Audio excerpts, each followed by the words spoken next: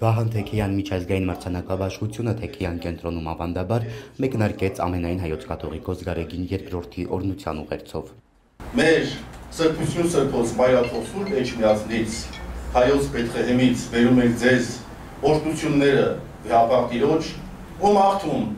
որ ել ավելի ամրանա այս ձեռնարկը, խորունկ դառնան նրա արմատներն ու ել ավելի աղատանան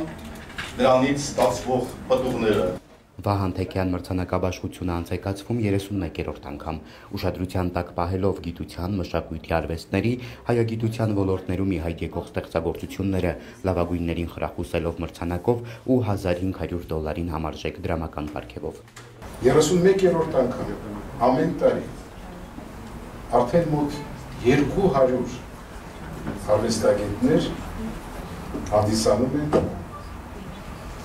Թեքեյանի դափնեկիրներ։ Եվ այսօր ևս կավելանան 4։ Գրականության անվանակարգում հանձնաժողովը լավագույն ստեղծագործություն է ճանաչել արցախցի բանաստեղծուհի Հերմինե Ավագյանի Կապույտ տանիքներ ժողովածուն։ Թեքեյանը վերապրած է Եղեռնի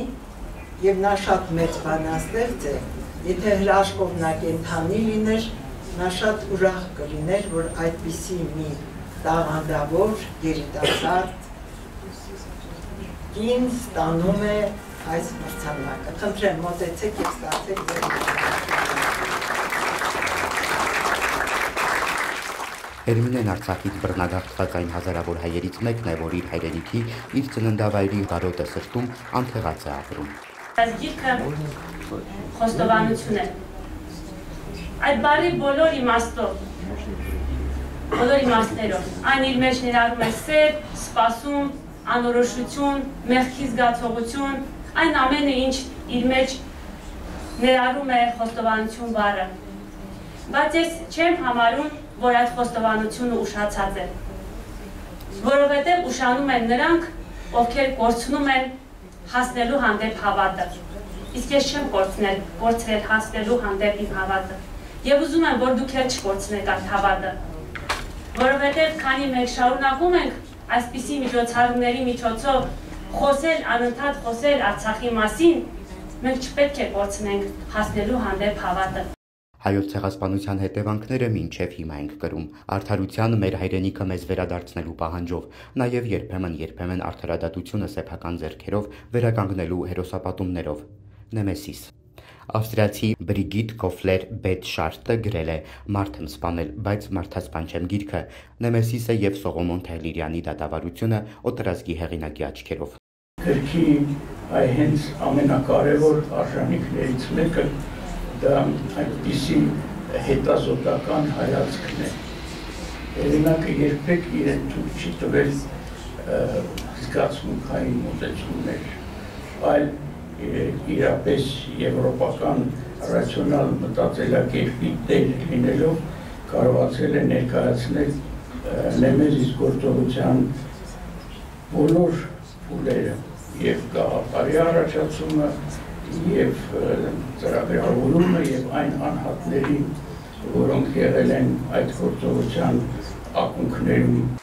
Ավստրիացի գրողի «Մարդ եմ սպանել, բայց մարդասպան չեմ» գիրքը արժանացավ Վահան Թեքեյան մրցանակին։ Հեղինակը պատմեց իր հետազոտական աշխատանքի մասին, ինչու է հայկական թեման արժանացել իր ուշադրությանը։ And also, of course, I would like to share it with all my Armenian friends, many of them descendants from Nemesis members. Նեմեսիսի անդամների ժառանգներն են, որոնց շնորհիվ էլ հնարավոր դարձավ իմ գրքի հայերեն թարգմանությունը։ Ես հայ չեմ, բայց ինձ հետաքրքրել է այս թեման, որովհետև դրա հիմքում կա իրավունքի խնդիր։ Լեմկինն ասել է. ինչու մեկ հոգու սպանությունը համարվում է սպանություն, իսկ միլիոնավոր մարդկանց սպանությունը ոչ։ Սա հենց ցեղասպանություն է, որը եթե չի պատժվում, առաջանում է անպատժելիություն, ու ցեղասպանությունները շարունակվում են։ Վահան Թեքեյան մրցանակ արվեստի ոլորտի ներկայացուցիչներին, քաղաքական հայտնի գործիչ Անաստաս Միկոյանի թոռը, գրող, երաժիշտ, պրոդյուսեր Ստաս Նամինը նաև նկարում է, պատմեց, որ փոքր ժամանակ հաճախ է եղել Հայաստանում, զմայլվել մեր բնությամբ ու պատմամշակութային կոթողներով, Սանահինը առանձնապես է տպավորել նրան։ Ահա եւ ծնվել է Սանահին գեղանկարը, որը կերպարվեստ անվանակարգում արժանացավ Վահան Թեքեյան մրցանակին։ Получилось так, что вот моим первым учителем по музыке был Арнольд Бажанян, а моим первым учителем по рисунку и живописи был Мартирос Սարյան։ Դեկորատիվ կիրառական արվեստ անվանակարգում հանձնաժողովը ընտրել է Արցախ կարպետ ընկերության Շուշիի Ծաղկեփունջ գորգը։ Զուտ 2-3 գույնով վարպետները կարողացել են հասնել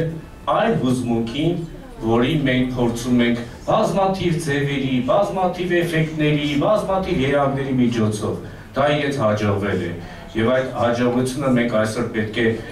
շնորհավորենք այս մրցանակով, այս պատվաբեր մրցանակով, եւ սիրով ներկայացին խնդրում եմ մոտենալ։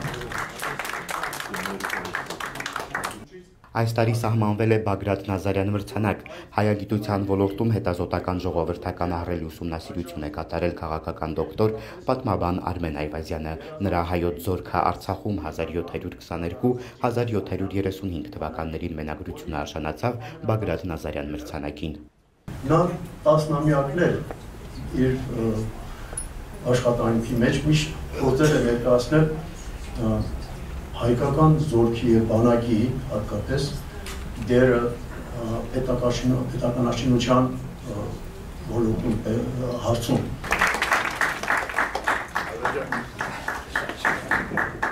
Բարձր եմ գնահատում իհարկե այս ամենամյա մրցանակաբաշխությունը, որը մեր օրերում շատ կարևոր է, քանի որ հենց ազգային հարցերին նվիրված միջոցառումները կարծես թե բավականին պակասել են Հայաստանում։